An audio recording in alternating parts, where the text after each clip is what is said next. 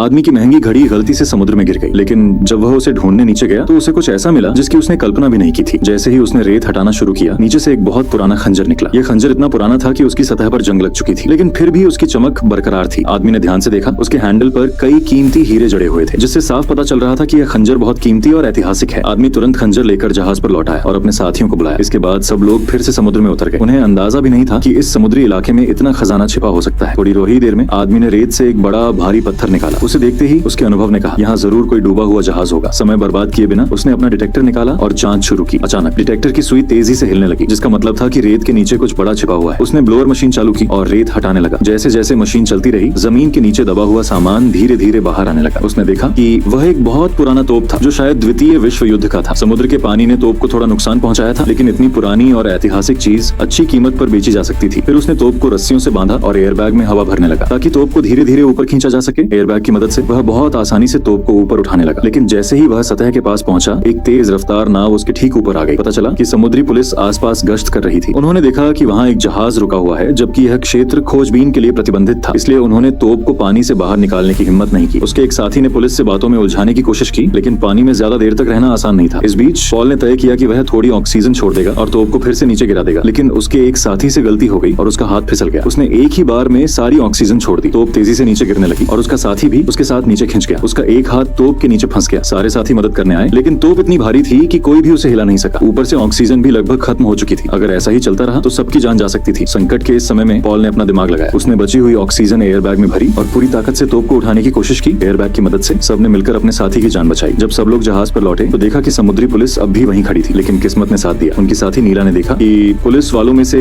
एक उसका पुराना दोस्त था। थोड़ी बातचीत के बाद उसने उन्हें वहां से जाने दिया। इस घटना के बाद पॉल को यकीन हो गया कि उस समुद्री इलाके में बहुत सारा खजाना छिपा है। अगले दिन वह फिर से सारा सामान लेकर समुद्र में उतरा। इस बार आधा घंटा भी नहीं बीता था कि अचानक उसे महसूस हुआ। जब वह थोड़ा पास गया और देखा तो उसे एक दुर्घटनाग्रस्त विमान दिखाई दिया। वह तुरंत उसकी ओर बढ़ा और जांच करने लगा, लेकिन वहाँ जो कुछ पॉल ने देखा उस पर यकीन करना मुश्किल था। कुछ दिनों तक पॉल बिल्कुल चुप रहा और जब सही समय आया तो वह फिर से अपने साथ खजाना निकालने लौटा। सबसे पहले उसने वही पुराना ऐतिहासिक तोप ऊपर खींचा, लेकिन इस बार उसकी मशीन की रस्सी टूट गई और तोप फिर से तेजी से पानी में गिरने लगी। लेकिन इस बार तोप एक पुराने जहाज पर जा गिरी। शायद पॉल की यह गलती उसके जीवन की सबसे कीमती गलती थी। वह फिर से नीचे गोता लगा कर गया और यह उसकी जिंदगी की आखिरी और सबसे खतरनाक डुबकी थी। क्या तुम्हें कभी कोई खजाना मिला है?